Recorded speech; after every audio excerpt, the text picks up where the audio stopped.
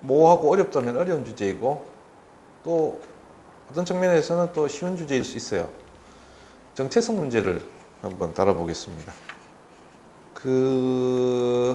대입 논술에서 가장 많이 다뤄지는 주제 중에 하나가 바로 이 정체성 문제입니다. 물론 이제 주제가 이제 가지치기를 하면 세분되면 굉장히 다양해지죠. 그동안 이제 기출되었던 논제들을 추려서 정리를 해보면 이 정체성 문제와 관련된 논제들은 이렇습니다. 이게 정보 사회가 되면서 또 이제 대중매체가 발달하면서 우리는 다른 사람들과 이렇게 관계를 맺는 방식이 간접적이 돼요. 익명으로 살아가는 경우가 많습니다. 그러고 특히 이제 사이버 공간 상에서 예전에는 이제 시간 공간의 제약 속에서 자기가 만나는 사람이나 아니면 접촉하면서 교류하고 생활을 함께 하는 사람들이 제한되어 있었는데, 정보통신 기술의 발달, 교통의 발달 등은 시간 공간의 제약을 뛰어넘어서 다중적인 다양한 만남을 가능하게 만들어줬어요. 이러한 상황에서 개인이 남들과 구분되는 어떤 자기 자신에 대한 생각을 가지는 것이 과거 사람들이 자기 자신에 대해서 가지는 생각과 다를 수 있어요. 원래 이제 정치성이라는 개념이 남들과 구분되는 자기 자신의 본 모습, 또는 자기를 자기라고 할 수 있는 고유한 특성, 뭐 이런 거를 정체성, 아이덴티티라고 그러잖아요. 아이디.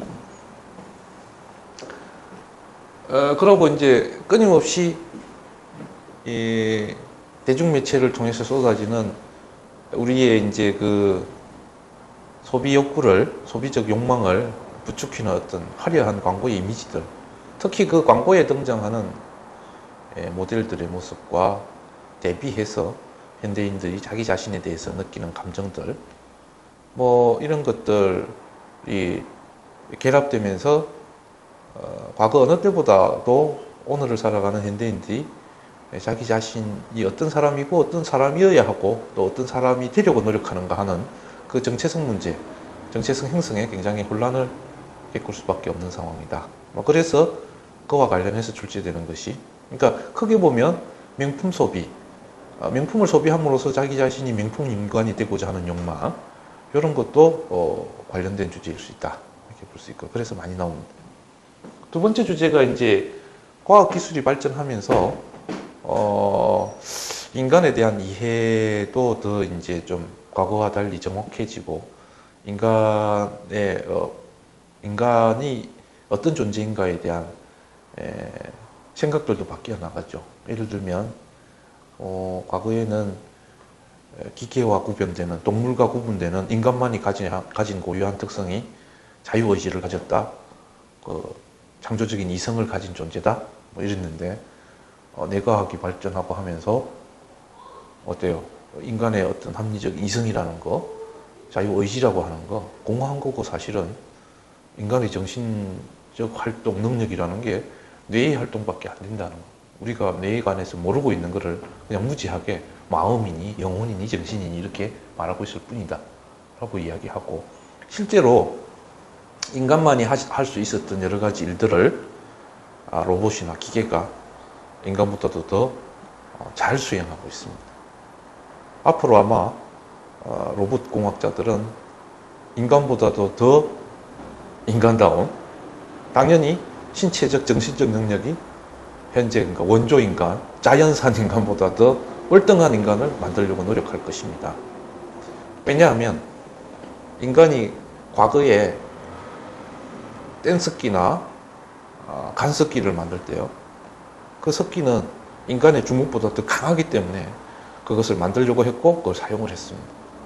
인간이 만들어낼 사이보그는요, 필연적으로 그래서 인간보다 신체적 능력이 뛰어나고 600만 불의 사나이처럼 정신적 능력도 뛰어난 존재로 개발을 할 것입니다. 그랬을 때 과연 그 존재와 인간은 같은 존재인가 다른 존재인가? 누구 말 맞다나 그 쌤이 자료에 실어놓은 대로 앞으로 이제 그 인체 장기를 대체할 수 있는 여러 가지 기계들이 개발이 되고 시술이 되고 한다면 대부분의 사람들이 자기 신체 기관 중에서 문제 있는 신체를 인공 신체로 전환을 할 거예요. 어떤 사람은 30%가 인공이야. 나 오른팔 이거 개비해버렸어. 어우, 훨씬 좋은데. 뭐 이런 식으로요.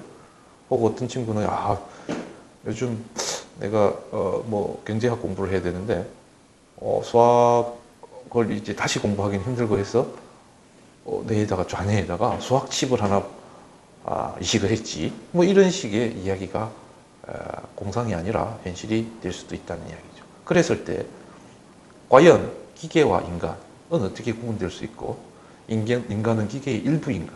아니면 그런 것과 구분되는 인간만의 고유한 특성은 또 가지는 것인가? 이런 문제가 생기죠. 그와 관련해서 나온 게 인간 정체성입니다. 그 다음에 이제 마지막으로 이제 역시 인간은 사회적 존재입니다. 홀로 살아가는 건 아니죠. 나 개인으로 살아갈 뿐만 아니라 나는 내가 속한 가족 구성원의 일원으로 살아가고요.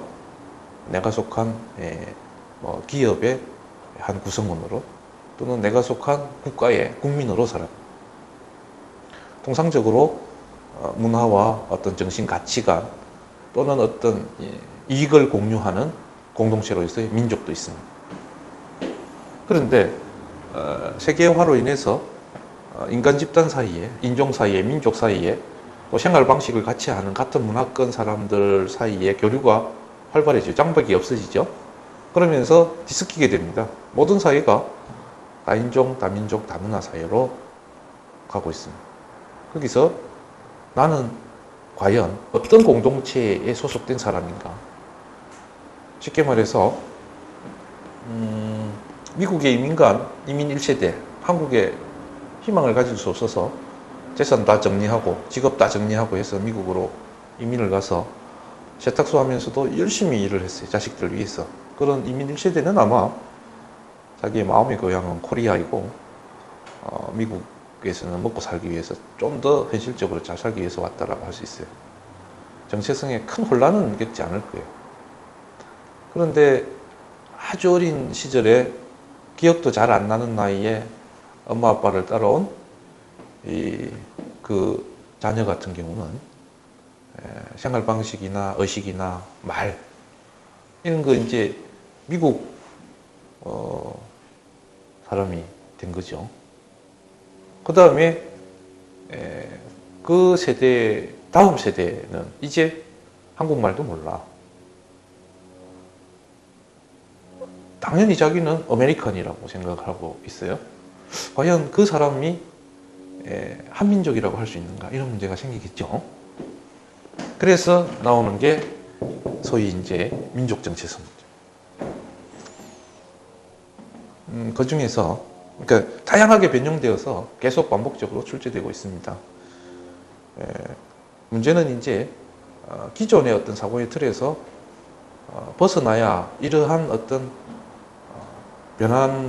변화되는 상황 속에서 우리가 중심을 잡을 수 있다. 그런 공통분모는 있지만 정체성이라는 큰 주제 하에서 이렇게 여러 가지 분야로 주제가 확장될 수 있다. 기억을 해두시고요. 오늘은 첫 번째로 가장 기본적인 자아 정체성 문제 한번 다뤄보도록 하겠습니다.